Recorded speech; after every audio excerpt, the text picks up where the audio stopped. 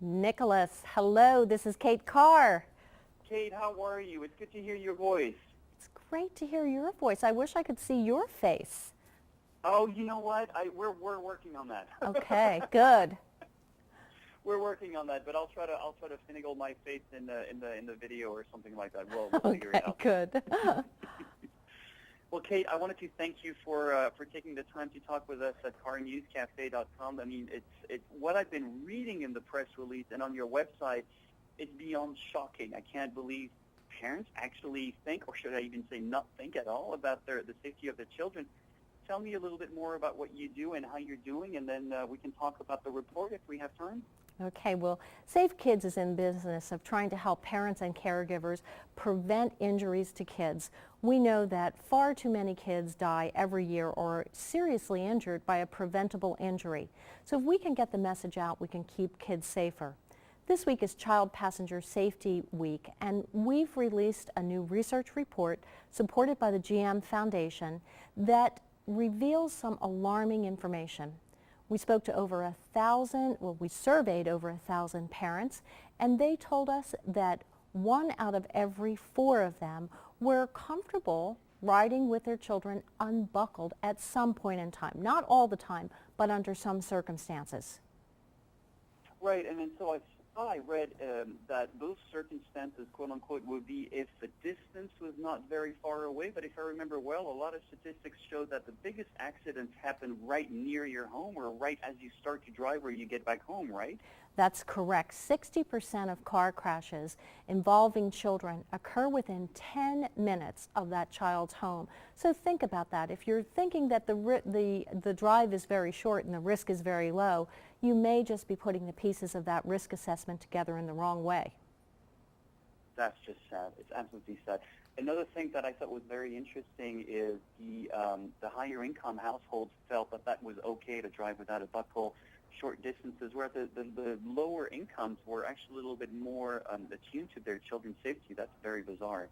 Well, you know, it's the fact. We asked questions about parents' education level and as well as their income level, and we found that when parents were younger, when they were more educated, when they were more affluent, they were willing to take more risk when it came to safety of their children. So for all parents, we have a really simple message: buckle up every ride, every time. Every right, every time, exactly. Another thing I read also is the unintentional childhood injury, the leading cause of death and disability to children aged to 1 to 14. That's huge. You know, it is, and people don't put together the string of things that are preventable, whether it's a car crash, because motor vehicle crashes top the list of causes of fatality for children, or whether it's poisoning or drowning.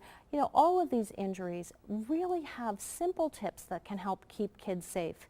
This week we're focusing on those that are in and around cars, and especially kids in car seats. You want to make sure that you're always in the right seat, that it's in the right direction, that it's in the right place, and that would be the back seat, and that you have it in there snugly so that it doesn't move more than an inch at the base, and that the straps, the straps that hold the kids in are snug enough so that you can't pinch them. You don't want too much slack in there. You want to be able to have them nice and snug and safe and secure. It sounds like what race car drivers do in their cars, and that's something we would be wise to follow. One thing that we do as car journalists is we get people interested and passionate about cars, but another thing we don't always talk about is talk about safety. So what can we do to help you spread out the message here? Well, thank you for helping us spread out the word, because it is really important. I like to say that we all either know a kid, have a kid, or were a kid. And so this is an issue that appeals to everybody. During Child Passenger Safety Week, we have tips available on our website, that's safekids.org. During the course of this week, there'll be over 500 car seat check events around the country. A parent or a caregiver could visit one of those, or they could contact a certified technician to help them learn how to install the car seat safely every single time. You know, that's actually a good point you're making here. I think in California, my wife and I don't have kids, but we often have friends or family members who have kids, and then we have to put a a car seat in the car. We don't know how to do this because we were never taught, but we know we can drive to the fireman's station and they will actually put it on and check it for us. That's right, and they'll teach you how to do it so that if you ever have a day where you do have kids, you'll know, you'll be ready. and of course, technology will change, so it'll probably change by then. But the technicians that are out there, they go through a course that is over 4 days long, and they're recertified every other year with continuing education throughout the course of the year. So we know they have the right information. They know how to help you make sure that you don't make a mistake so that your child or your family member's child or a friend's child can ride safe and secure and get there A-OK when they reach their final destination. You're right, and I think always the fundamental underlying issue is it's a question of education, educating people and making them aware of what they're doing. Do you have any tips for parents out there who drive cars and have kids? Well, we have lots of tips on our website. I mentioned the 5 about car seats. You can find them on our website at safekids.org. But when it comes to having a safe child and preventing those injuries that lead preventable injuries to be the #1 killer of kids, you can look for all kinds of tips on our website. Follow us on Facebook or look for us on Twitter. Well, Kate, I'm really happy that you're doing this and you're spearheading this entire campaign, and I know we'll be putting our full weight behind it too. Not only this week but throughout the year, because it's something we need to do. Is we need to make sure people understand that they're driving multi-ton cars, that there are human bodies involved, and kids are especially vulnerable to any sorts of accidents.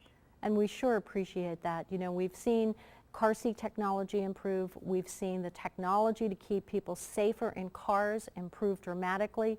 We've seen the rate of injuries and fatalities go down. We just want to see everybody practice good behavior. So buckle up every ride, every time. Absolutely. I'm part of that generation who saw quaint little bamboo seats. And actually, my generation had no child safety seats, but yeah, it's amazing to see what they've done. And also the Peterson Museum, by the way, had a wonderful display of early children's seat all the way down to what they do now. It's amazing. There's a reason why it happens, and there's a reason why you should be doing it, and there's no excuse for not knowing it. That's right. I couldn't agree more. Thanks for having me on. Well, thank you very much for taking the time to talk with us, and I appreciate it. Thank you for everything. Thank you. Thank you.